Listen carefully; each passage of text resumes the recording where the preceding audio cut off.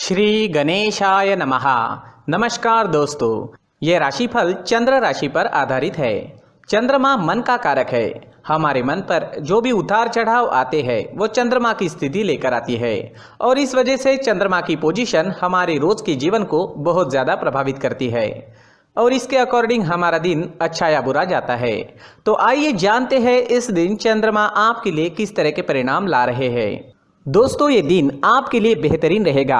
इस दिन आपको धन की कोई कमी नहीं होगी। आपकी आर्थिक स्थिति मजबूत रहेगी। पैसा आपके लिए आएगा। इस समय में फिजूल के खर्चे भी नहीं होंगे।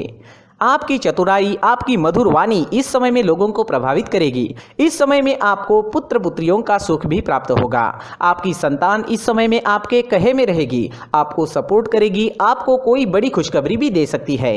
इस समय में मित्रों का भी आपको सपोर्ट मिल रहा है। मित्र आपकी सहायता के लिए आगे आएंगे। इस समय में आपके नए रिश्ते कायम होंगे, नए मित्र बनेंगे और जो भी सोचोगे, जो भी चुनोगे उसमें आप सही करोगे।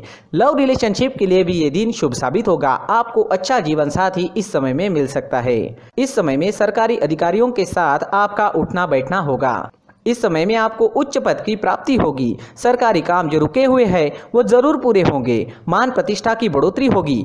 इस समय में समाज में आपकी प्रसिद्धि चारों ओर फैल सकती है। राजनीति में इंटरेस्टेड लोगों के लिए भी ये दिन बेहतरीन साबित होगा।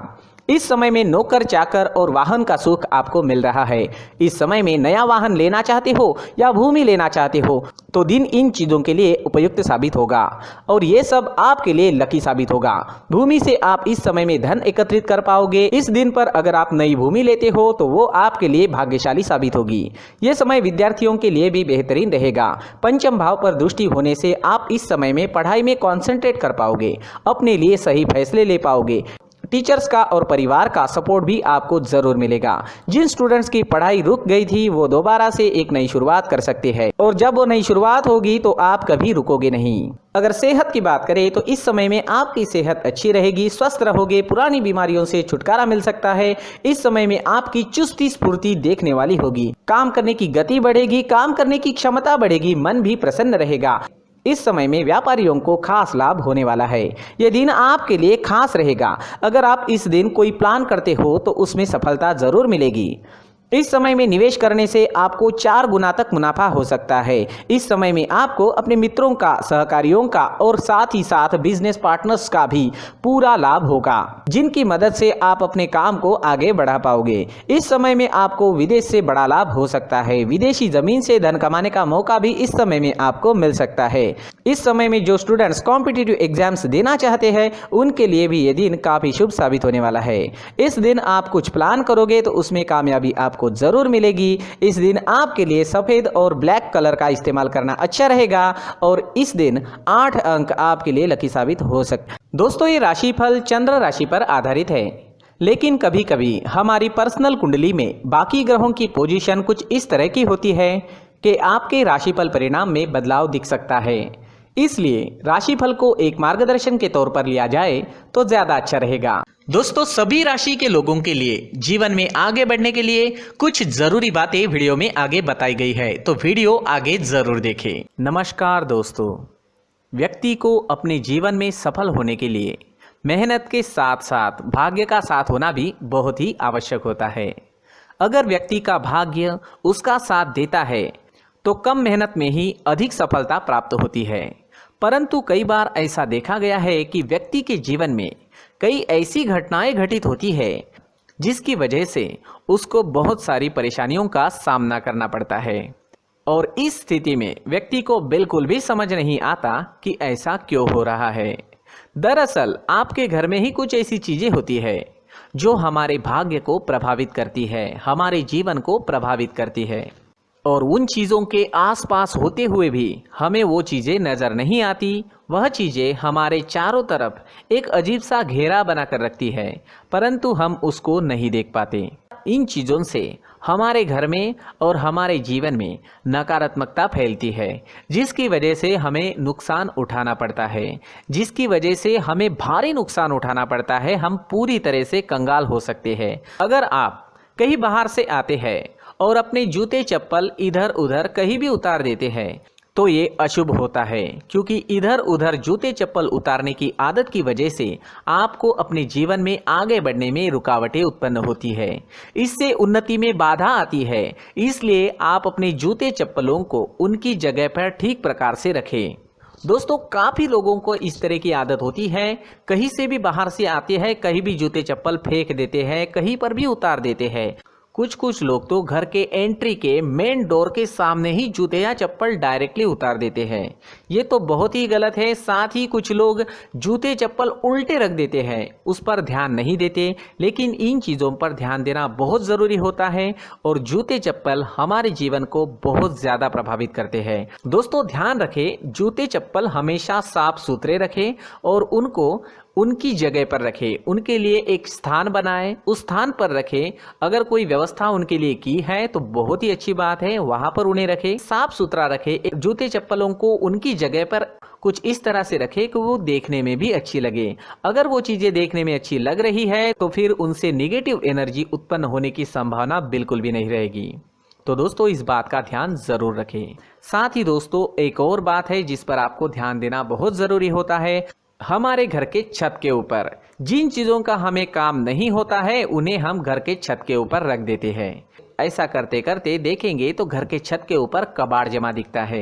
जी हाँ, जो चीज़ें हमें लगता है आगे जाके हमारे काम में आ सकती है वो हम घर के ऊपर रख देते हैं, लेकिन वो चीज़ें तो काम में नहीं आती, हमारे जीवन पर वो चीज़ें बहुत ही गहरा निगेटिव इफेक्ट डालती है। इसलिए हमारे घर के ऊपर का जो भी एरिया है वो पूरी तरह से साफ सुथरा रखें। जी हाँ, साफ सुथरा रखना है और एक भी बिना काम की चीज हमारे घर के ऊपर नहीं रखनी है।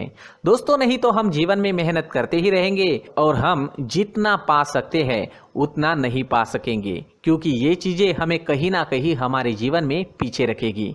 इस वजह से घर के छत को पूरी तरह से साफ रखें, पूरी तरह से साफ सुथरा रखें, क्लीन रखें। साथ ही दोस्तों, हम हमेशा देखते हैं घर के ऊपर जाने के लिए जो सीढ़ियां हैं, उन सीढ़ियों के नीचे जो जगह होती है वहां पर सामान हमेशा रख दिया जाता है। वो जगह ही ऐसी है कि सामान को खींची लेती है। वहां पर आपको कुछ ना कुछ सामान मिलेगा ही। जिन लोगों को पता नहीं है उनके घर आपको सामान मिलेगा ही, लेकिन जिन्हें पता है वो लोग हमेशा सीढ़ियों के नीचे की जगह साफ सुथरी रखते हैं और एक भी चीज़ वहाँ पर आपको नहीं मिलेगी, क्योंकि अगर हम सीढ़ियों के नीचे सामान रखते हैं तो हमारी उन्नति होना बहुत ही मुश्किल है। जी हाँ, सीढ़ियों के नीचे कूड़ा कचरा कबाड़ अगर हम जमा करके रखते हैं, कोई भी सामान रख देते हैं, तो उस वजह से माँ लक्ष्मी हम पर प्रसन्न नहीं होती। माँ लक्ष्मी हमारे घर में आने की संभावना बहुत ज़्यादा कम हो जाती है। तो दोस्तों, इन चीज़ों पर ध्यान रखें। हमारे घर की जो सीढ़ियाँ होती है उनकी नीचे की जगह हमेशा साफ सुथरी रखें, क्लीन रखें। साथ ही दोस्तों, अगर आपके घर में ऐसी कोई चीज़ मौजूद है जिसका आपको काम नहीं है, जैसे टूटे फूटे बर्तन, आईना, तस्वीरें, इलेक्ट्रॉनिक सामान, सोफा, कुर्सी, टेबल, पलंग, घड़ी, झाड़ू, गमला इत्यादि, तो आप इन सामानों को अपने घर से तुरंत ही बाहर निकाल दीजिए, वरना इससे आपको बहुत बड़ी परेशानी हो सकती है। आपको ये चीज़ें कंगाल बना सकती है। तो घर में ऐसी चीज़ों का मौजूद होना शुभ नहीं माना गया है। इससे धन की देवी माता लक्ष्मी जी का प्रवेश घर में नहीं होता है।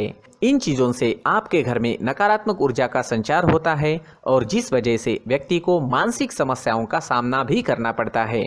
व्यक्ति के मन में चिड़चिड़ाहट होती है और छोटी छोटी बातों पर गुस्सा आने लगता है। आप जो भी कार्य करते हैं उसमें आपका मन नहीं लग पाता है। इस व्यक्ति का जीवन घर में मौजूद इन चीज़ों की वजह से अंधकार में डूबने लगता है। इसलिए आपको घर में बिना काम की चीज़ें, कूड़ा कचरा नहीं रखना है। दोस्तों, एक और ख़ास बात है, हमारे घर में मकड़ी का अगर जाला है तो वो बिल्कुल भी शुभ नहीं है। जी हाँ, वो अशुभ माना जाता है। घर में मकड़ी का जाला होना अशुभ है। इससे आपके अच्छे दिन भी बुरे दिनों में बदल सकते हैं, क्योंकि मकड़ी अपना जाल शिकार को फंसाने के लिए बनाती है। और अगर आपके घर में मकड़ी का जाला है तो इससे घर में नकारात्मक ऊर्जा का प्रभाव अधिक बनता है और वास्तुशास्त्र के अनुसार इससे सकारात्मक ऊर्जा का नाश होना शुरू हो जाता है और घर में नकारात्मक ऊर्जा बहुत ज़्यादा बढ़ जाती है।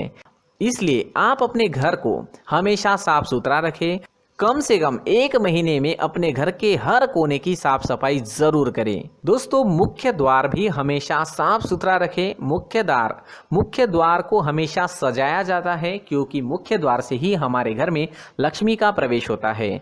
तो मुख्य द्वार को साफ सुथरा रखें और सजा कर रखें तो बहुत अच्छा रहेगा। इससे मानसिक रोग और घर की परेशानियां दूर हो जाएगी, धन की कोई कमी नहीं रहेगी और इसके साथ साथ आय के नए स्रोत भी खुलने लगेंगे।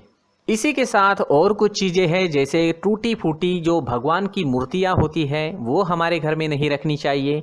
साथ ही जो भगवान के पुराने फोटो है जो जमा करके रखे हुए होते हैं, तो दोस्तों वो चीज़ें नहीं रखनी चाहिए। जो भगवान के फोटो या भगवान की मूर्तियाँ जो घर के मंदिर में हैं, बस वहाँ तक सीमित है। अगर आपके घर के शोकेस में भी वो मूर्तियाँ रखी है, कुछ फोटो रखे थे, उन्हें भी साफ करते रहना चाहिए। जिन चीज़ों को हम मेंटेन नहीं कर पाते, साफ नहीं रख पाते, उन चीज़ों को घर से हटा देना ही आपके लिए अच्छा रहेगा।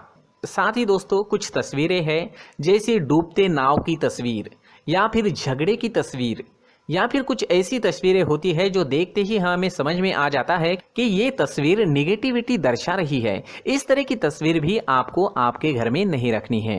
जी हाँ, इस तरह की तस्वीर लगाने से भी हमारे जीवन में उसी तरह की घटनाएं घटित होना शुरू हो जाता है। हर एक चीज़ हमारे घर की हम पर प्रभाव डाल रही है। इस तरह के बदलाव आप आपके घर में ज़रूर करें। धन्यवाद।